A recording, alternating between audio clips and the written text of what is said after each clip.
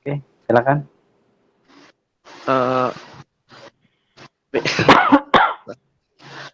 pada pagi hari ini, sebelum kita belajar, alangkah baiknya kita berdoa terlebih dahulu. Berdoa dimulai.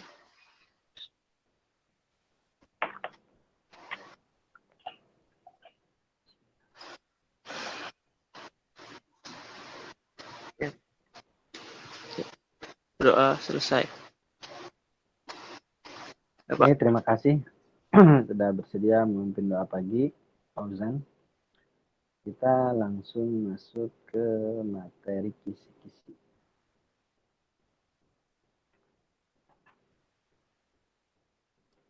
Dari absensi yang sudah menulis di kolom komentar hari ini ada 22 siswa.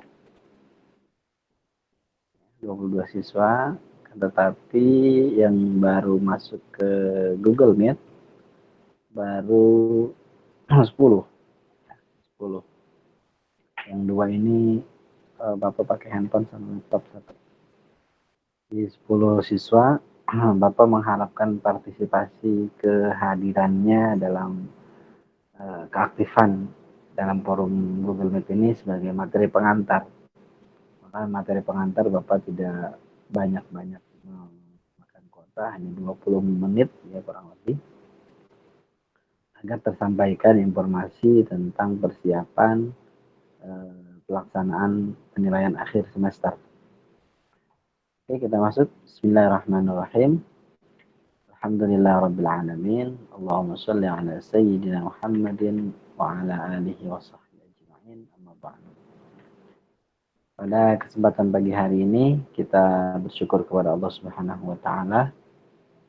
Mudah-mudahan segala aktivitas kita dalam rangka kita menuntut ilmu, Allah berikan keridhaan kepada kita dan bisa kita wujudkan cita-cita orang tua kita, menjadikan anak-anaknya, keturunannya, anak-anak yang soleh dan solehah, yang memiliki bakti kepada orang tua, bakti kepada guru, agama, bangsa, dan negara.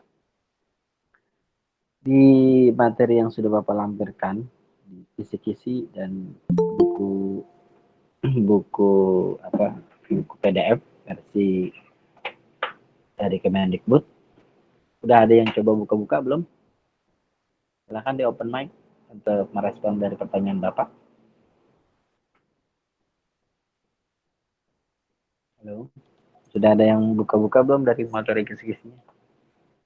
Sudah ada yang coba? Halo, nggak ada respon. Kisi-kisi ya, Pak? Udah ada yang coba buka belum? Kisi-kisinya. Udah, Pak. Ada kendala, maksudnya dapat aksesnya nggak? Terakses nggak, terbuka gitu? Kenapa, Pak? Ada yang terhalang dengan kode akses nggak?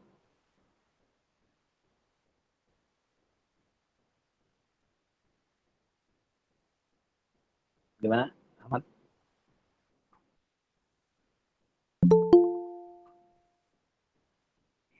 Oke, kalau nggak ada, mudah-mudahan sepanjang pemberian materi kisi-kisi ini bisa menjadi acuan, ya, acuan dari petunjuk soal-soal yang akan keluar di penilaian akhir semester ini. Kemarin Bapak menurut informasi dari sekolah,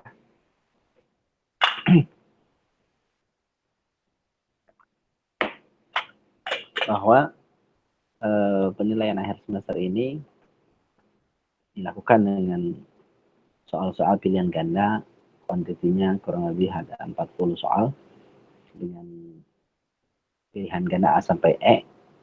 Nah, oleh karenanya dari subbab materi yang sudah kita berikan pada beberapa pertemuan sebelumnya, agar menjadi catatan penting dari sumber bacaan kita, yang didukung oleh sumber bacaan kita, sehingga dalam menjawab soal-soal pilihan ganda tidak terjebak kepada kalimat-kalimat yang hampir ada kemiripan dari jawaban yang dimunculkan. Nah, sini kita masuk ke mujahadatun nafas. Nanti ada pada ini kekecilan nggak tulisannya? Terlihat jelas nggak?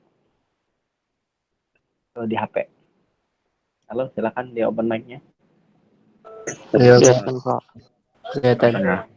Kelihatan Pak. Nah, dari mujahadatun nafas ini ya nanti kalian boleh cek di pesan ayatnya surah Al-Anfal ayat 72 di ayat tersebut adalah nanti kita akan ambil contoh soalnya bagaimana perilaku kita dalam keseharian kita, kesungguhan kita dalam diri sendiri ya, penerapan mujahadatun nafas itu.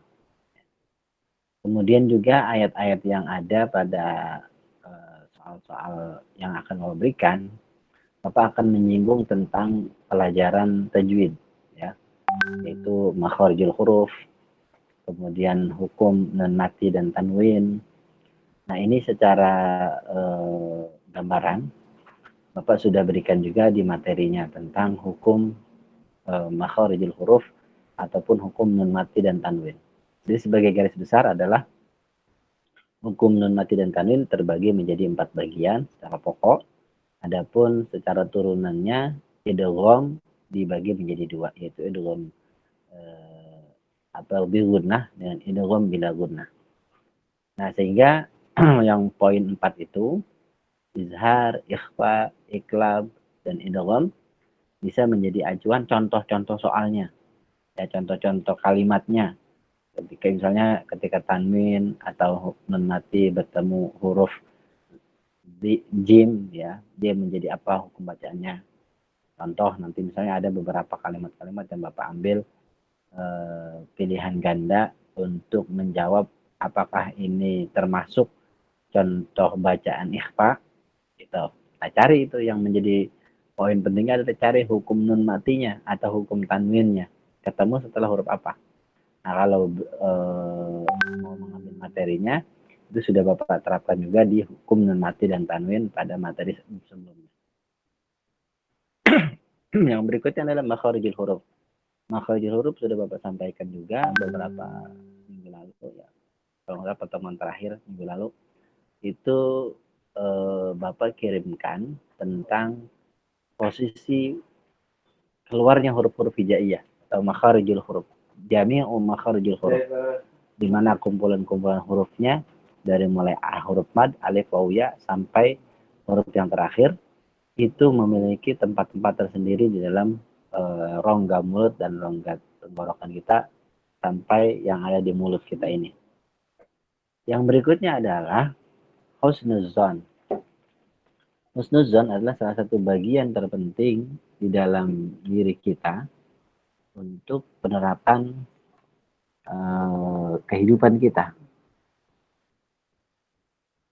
Ini juga. Maaf sebentar ya, Bapak ada. Oke, yang berikutnya adalah kita ngomongin soal husnuzan. Husnuzan adalah satu sifat hati, ya, prasangka baik kita.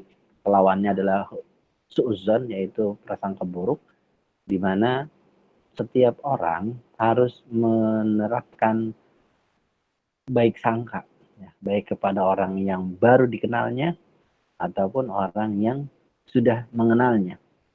Nah, jangan kita saling curiga ya dengan kondisi seperti hari ini. Zaman kita ya sosial media dikit-dikit udah suzon sama orang. Jangan. Tanamkan dulu husnuzon, baik sangka kita. Sehingga dalam kondisi kita penerapan husnuzon ini ada nilai-nilai ibadah yang kita bisa dapatkan. Begitu juga sebaliknya.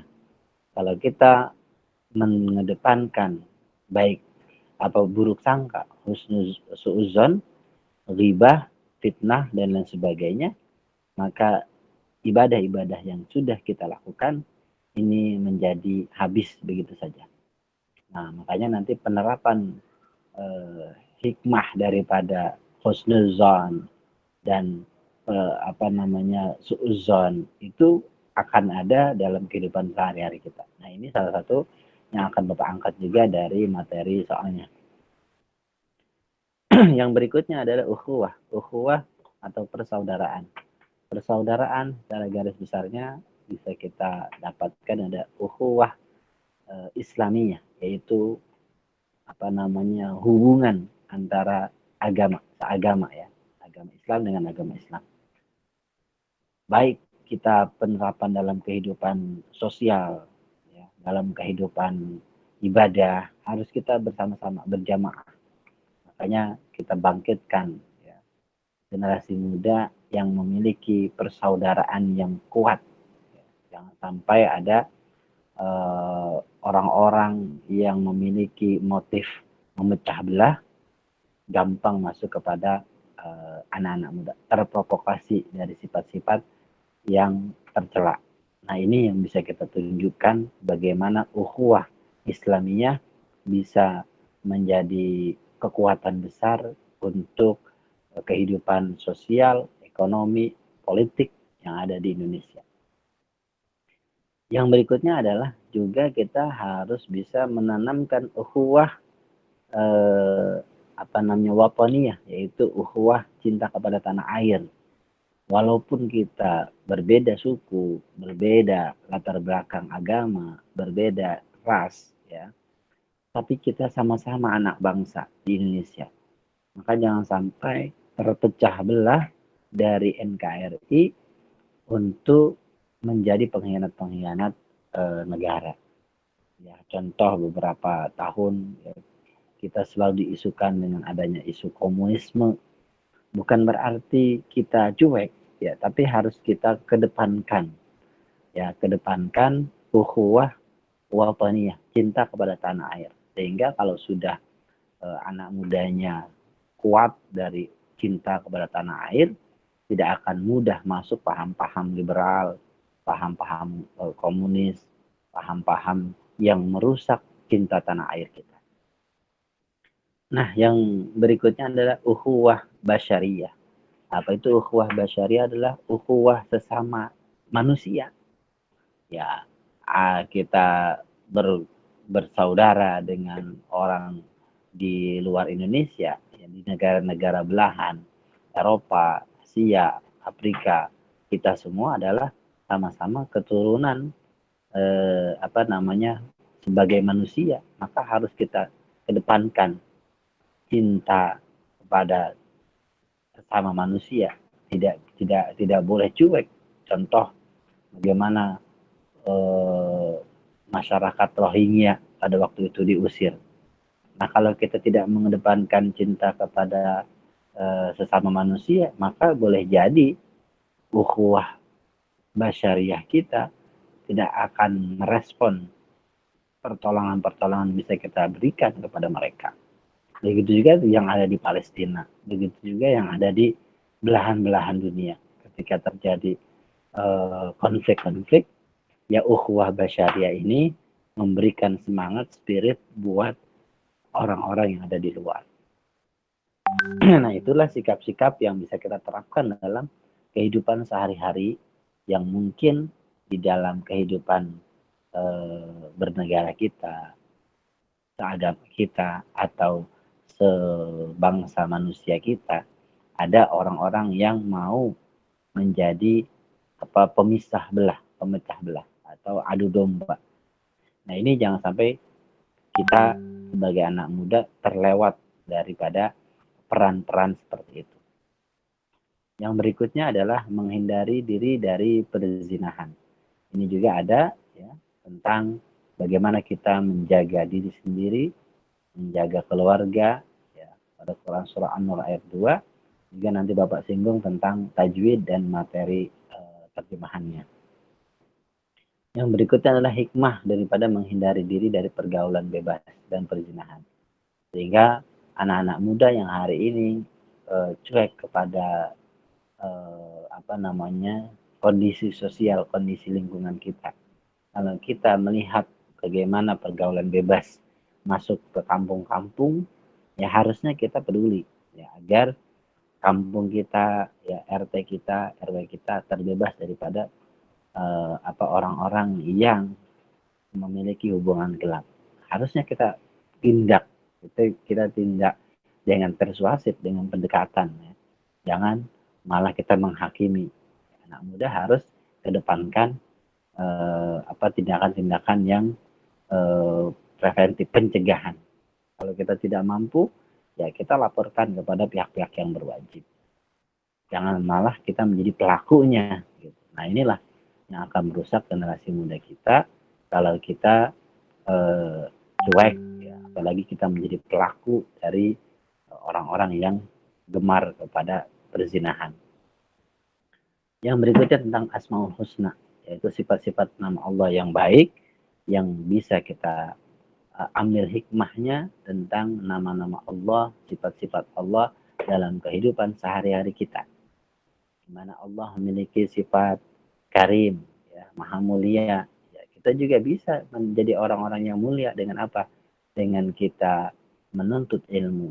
Ya, makanya ada ayat Allah, yarfa'illahu alladzina amanu minkum walladzina utul ilma darajat. Allah akan meninggikan derajat orang-orang yang beriman dan orang-orang yang berilmu pengetahuan.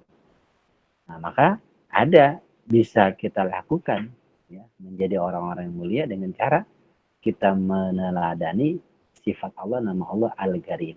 Al-Adil, orang-orang yang adil. Ya Allah Maha Adil. Kita juga bisa menjadi pelaku keadilan.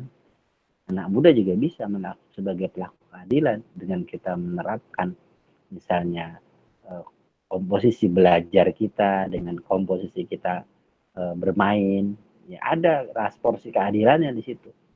Bagaimana kita menerapkan cinta kepada orang tua, cinta kepada guru, cinta kepada junior kita atau senior kita, itu juga ada rasa keadilan di situ. Nah, maka sifat-sifat Asmaul Husna yang tertuang dalam kisi-kisi ini menjadi bagian daripada soal-soal yang akan Bapak uras. Yang berikutnya adalah iman kepada malaikat. Di mana yang akan Bapak angkat adalah pengertian secara iman. Apa iman itu? Iman, lisan, qalbi, dan perbuatan. Jadi 3 unsur yang dikatakan beriman adalah dia meyakini di dalam hati, dia akui di dalam lisannya, dan dia akui dalam segi perbuatannya. Maka 3 unsur inilah yang bisa dijadikan secara faktor keimanan kita kepada malaikat yang sesungguhnya. Kalau hanya di lisan, ya tentu itu hanya pengakuan, bisa saja tidak diterapkan dalam kehidupan sehari-hari. Atau hanya di hati, ya, tidak pernah merasa diucapkan. Nah ini juga salah satu bagian yang tidak sempurna iman seseorang. Kemudian jumlah ini maksudnya jumlah malaikat yang kita imani, yaitu 10 malaikat, dari malaikat Jibril sampai malaikat Ridwan, penjaga pintu surga. Ada beberapa teks ayat yang pada minggu lalu juga sudah kita urai. Ada ayat-ayat khusus tentang tugas-tugas malaikat yang Allah berikan selama kehidupan dunia kita ini. Ya, bagaimana malaikat sebagai makhluk Allah juga memiliki tugas-tugas, fungsi-fungsi ibadah kepada Allah, ya, secara mengawasi manusia. Lalu apa tandanya kita beriman kepada malaikat? Ya tentu dalam hal ini kita didampingi, selalu diikuti oleh malaikat raqib, juga pencatat amal-amal kebaikan kita. Terus ya kita imani itu agar jangan sampai pelaku-pelaku maksiat bisa kita yang kita lakukan tidak ada takutnya, tidak ada efek jerahnya. Kenapa? Karena kita tidak merasa ada yang mengawasi diri kita. Nah, kalau sudah kita terapkan itu, insya Allah kita akan terhindar dari hal-hal yang kesia-siaan, yang akan segala aktivitas ibadah kita, ya waktu kita, kemudian kelalaian kita akan ada catatan-catatannya. Nah, maka inilah yang bisa kita angkat sebagai hikmah daripada perilaku kita beriman kepada malaikat. Kemudian apa perbedaan persamaan dan perbedaan manusia dan malaikat? Nah, ini juga menjadi poin penting untuk bisa Bapak angkat sebagai materi soal. Nah, barangkali itu sebagai materi pengantar. Mudah-mudahan yang Bapak sampaikan ada manfaatnya. Jika ada pertanyaan, Bapak persilahkan. Untuk mendukung materi kisi-kisi ini, Bapak lampirkan ada buku teks, ya, buku teksnya seperti ini. Kalian bisa akses, ya, buku-buku ini. Ini buku versi cetakan ketiga tahun 2017. Ya. Belum ada buku penggantinya. Jadi kalau sudah ada buku penggantinya di semester 2 akan Bapak ganti, insya Allah. Tapi ini masih relevan ya, masih relevan. Isi-isinya untuk bisa kita terapkan, kita bisa pelajari dalam sumber bacaan kita. Ya. Oke, silakan dibuka mikrofonnya. Kita akan ambil dokumentasi untuk proses section code. Silakan.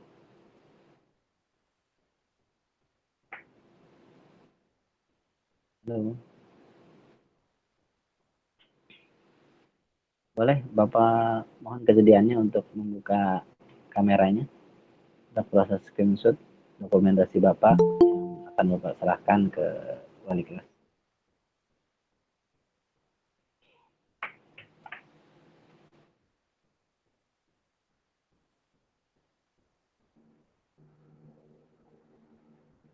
Ayo, yang lain. Asep, Faiz, belum membuka kameranya. Syakira, Salman, Fauzan. Mana Fauzan? Semuanya dalam keadaan sehat kah? Alhamdulillah sehat, Pak. Alhamdulillah sehat, Pak. Sehat, Pak. Oke, sebentar tahan. Mana Faiz? Niko kok ditutup lagi? Ya, Bu. Kira.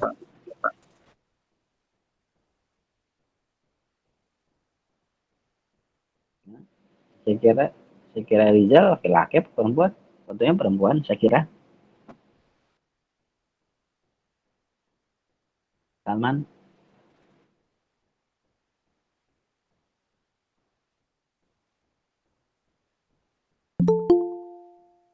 saya baru masuk nanti Bapak lampirin rekamannya kali itu. Nah, kadang-kadang kayak gini penting dokumentasi kita untuk kita share di teman-teman yang nggak bisa ikut pada materi pengantar. Oke, terima kasih. Mudah-mudahan apa yang Bapak sampaikan bisa menjadi poin-poin penting dalam proses persiapan PAS. Yang berikutnya Bapak mau minta kepada teman-teman Oto 2 ini agar menyelesaikan tugas-tugas yang minggu lalu belum sempat dikumpulkan secara tertib gitu ya. Seperti ini Bapak share tugas Oto 2, kita lihat.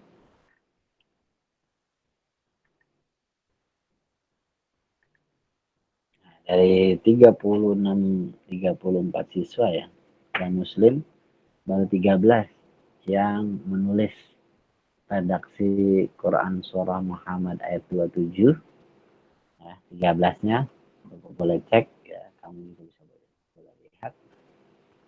Mungkin ini aja nih orangnya nih yang aktif di Google Meet. Berarti banyak siswa kita yang nggak tahu ada tugas harian. Nah, sebenarnya ini untuk menambah poin-poin ketika nanti nilai harian, nilai PTS, nilai PAS digabung yang menjadi nilai kesatuan yang utuh. Nah, Bapak mengingatkan agar tugas Oto 2 ini dikerjakan minggu ini ya, mudah-mudahan bisa di-share di kelas Oto 2 agar bisa diketahui oleh semuanya yang belum mengumpulkan. Mungkin itu saja. Kurang lebihnya terima kasih. Kita tutup dengan baca surat Al-Fatihah. Kita doakan orang tua kita, guru-guru kita agar senantiasa Allah berikan panjang umur, kesehatannya dan bisa berkontribusi lebih banyak lagi untuk membimbing kita. Al-Fatihah. A'udzubillahi minasyaitonirrajim. Bismillahirrahmanirrahim. Alhamdulillahirabbil alamin. Arrahmanirrahim. Maliki yaumiddin. Iyyaka na'budu wa iyyaka nasta'in. Ihdinas shiratal mustaqim. Shiratal ladzina an'amta 'alaihim ghairil maghdubi 'alaihim. Amin. Assalamualaikum warahmatullahi wabarakatuh. Warahmatullahi wabarakatuh. Jika nanti ada pertanyaan boleh dikirimkan ke Google Classroom ya.